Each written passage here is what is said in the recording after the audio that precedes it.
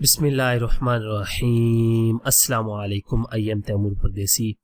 Taimur academy.com की जानब से Adobe Illustrator CS6 complete Urdu training course के लेसन नंबर 2 के साथ हाजिर हूँ।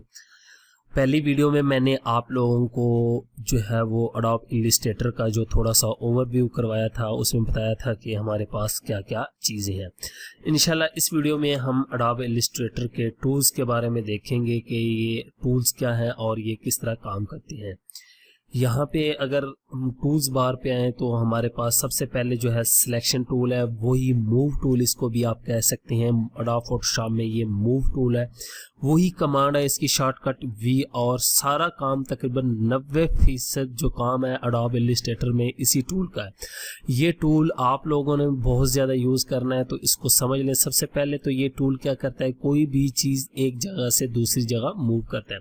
फ़र्ज़ करें ये मैंने पहले ही 2 रेक्टेंगुलर ड्रा करके रखी हुई थी। अब फ़र्ज़ करें इसको मूव करना है तो यहाँ पे कर सकते हैं, इसको मूव करना है पकड़ के मूव कर।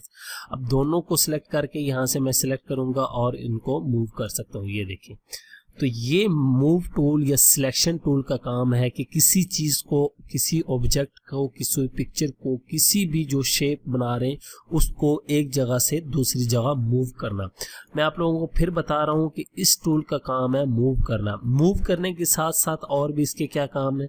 फर्ज करें यहाँ पे अगर आप गौर करें, आपको कोनों पे एंकर पॉइंट या कुछ निशान आप समझ लें कि आपके पास बॉक्स जो है वो शो हो रहे हैं, तो इनकी मदद से आप किसी भी शेप को छोटा बड़ा कर सकते हैं।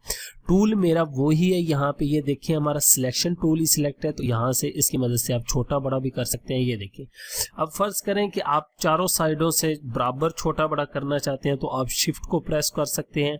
उसके बाद शिफ्ट और 8 को प्रेस करेंगे तो चारों साइडों से इकट्ठी छोटी बड़ी होगी। ये देखें, ये वही कमांड है। उसके बाद ये हमारा टूल क्या करेगा, यहाँ से किसी भी ऑब्जेक्ट को ये रोटेट कर सकता है या इसको यहाँ से बड़ा कर सकता है। अब मैं कंट्रोल Z करके दोबारा उसी हालत में उसको ले आता हूँ। तो सिलेक्शन टूल उम्मीद करता हूँ कि ज़्यादा समझाने की ज़रूरत नहीं है, बहुत ही आसान टूल है।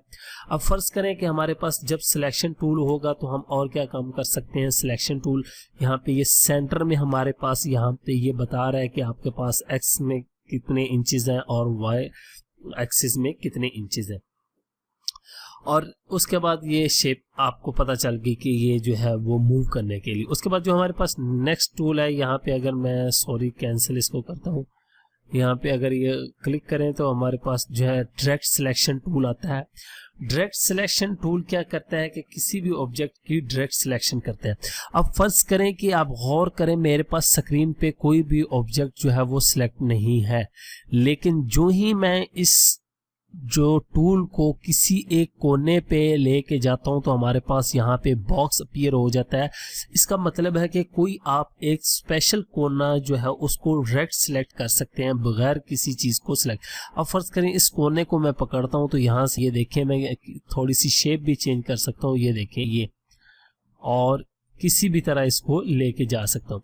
CC में एक बहुत ज़्यादा अच्छा ऑप्शन है अडोब इलस्ट्रेटर CC में। यहाँ पे जब आप लेके आएंगे उसके बाद यहाँ पे आपके पास एक सर्कल सा आएगा, उससे आप अपनी शेप को जो है वो उसको किसी भी एंगल में रोटेट कर सकते हैं। वो भी इंशाल्लाह मैं कोशिश करूंगा कि CC भी इंस्टॉल करके आप लोगों को थोड़ा सा समझा दूं कि CC में किस तरह काम किया जाता है। लेकिन CS6 इसलिए समझा रहा हूँ, सेम वही चीज़ें, एक दो टूल जो है वो चेंज हुए।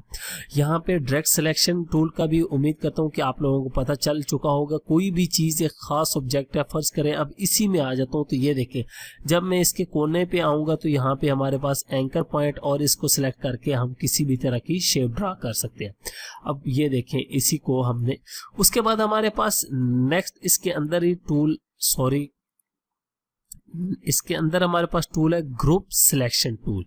अब ग्रुप सिलेक्शन क्या टूल है, फर्ज करें हम पहले सिलेक्शन टूल को सिलेक्ट करके इसको ग्रुप बना लेते हैं कंट्रोल G से, या इसके ऊपर राइट क्लिक करें तो ग्रुप, यहाँ से ग्रुप, अब ये ग्रुप हो चुका है। इसको मैं कहीं भी इधर उधर लेके जाऊंगा तो ये पूरा ग्रुप जाएगा।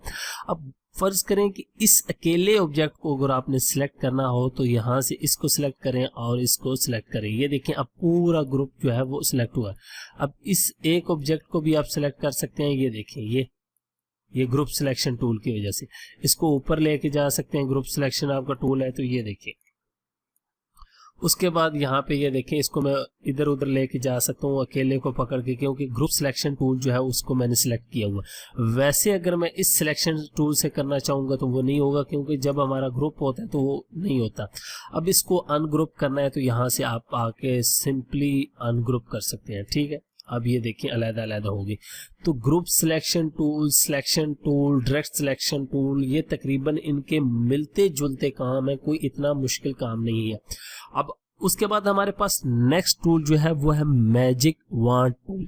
मैजिक वॉन्ड टूल भी एक सिलेक्शन टूल है। बेसिक इसका काम जो है वो सिलेक्शन ही करना है। ये देखिए मैंने क्लिक किया तो ये इसकी सिलेक्शन हो चुकी है। यहाँ पे फर्ज करें मैं एक और रेक्टेंगुलर यहाँ पे ड्रा कर लेता हूँ ताकि आप लोगों को समझा सकूँ। उसके बाद ये मैं नीचे वाली डिलीट कर देता हूँ और इस ऊपर वाली को भी डिलीट कर देता हूँ। अब ये रेक्टेंगुलर मेरे पास ड्रा की हुई है और मैंने मैजिक वॉन्ड टूल को सिलेक्ट कर लिया। अब फर्ज करें मैंने कहीं पे भी साइड पे क्लिक किया तो ये हमारा जो है वो उसकी सिलेक्शन खत्म हो चुकी है। अब इसको दोबारा अगर मैं इसके ऊपर आके क्लिक करता हूँ तो ये गौर करें सारा सिलेक्ट हो चुका है, मैजिक वॉन्ड ने सिलेक्ट कर दिया।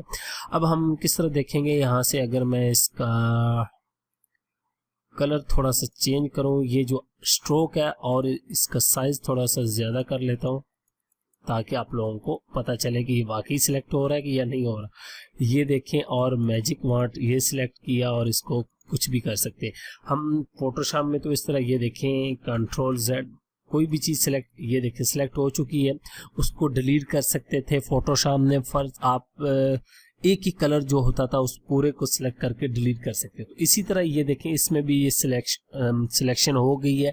इसमें इतना मैजिक वॉन्ड का आपको ज़रूरत नहीं पड़ेगी। सबसे ज़्यादा ये ऊपर जो सिलेक्शन टूल है और उसके बाद पेन टूल बेशक वो फोटोशॉप में हो, इलिस्ट्रेटर में हो, एडोब प्रीमियर में हो, एडोब आफ्टर इफेक्ट में हो, एडोब InDesign में हो, किसी भी सॉफ्टवेयर में हो, पेन टूल का बहुत ज़्यादा इस्तेमाल है और बहुत ही प्रोफेशनल टूल है। उसके बाद हमारे पास नेक्स्ट टूल है लासो टूल। फोटोशॉप में क्या करता था, ये भी सिलेक्शन बनाता था। यहाँ पे आपको याद हो तो हम इस तरह कुछ लाइनें सी खींच के सिलेक्शन अपने ऑब्जेक्ट के गिर्द बना लेते थे।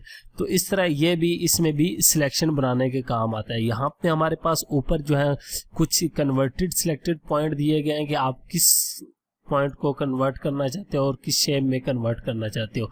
यहाँ पे ये देखें और इसके एंकर अगर चेंज करना चाहें, ये हमारे पास ऊपर प्रॉपर्टीज बार आ रही है, इसमें से आप चेंज कर सकते हैं।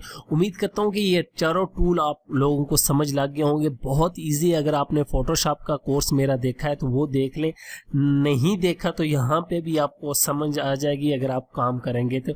ये मैजिक वॉन्ड टूल ये भी सिलेक्शन के लिए है, लासो टूल ये भी सिलेक्शन के लिए है, और सिलेक्शन टूल तो है ही सिलेक्शन के लिए, और ये डायरेक्ट सिलेक्शन है, और इसके अंदर ग्रुप सिलेक्शन टूल है। ये 4 टूल आप लोगों को आज बता रहा हूँ। इंशाल्लाह नेक्स्ट वीडियो में मैं आप लोगों को 3 ये जो pen tool, text tool, line tool, gradient tool और पेंसिल टूल, और ये जो है हमारे पास पेंट ब्रश टूल, इनके बारे में बताऊंगा इंशाल्लाह कि ये किस तरह और इनको किस तरह यूज़ किया जाता है।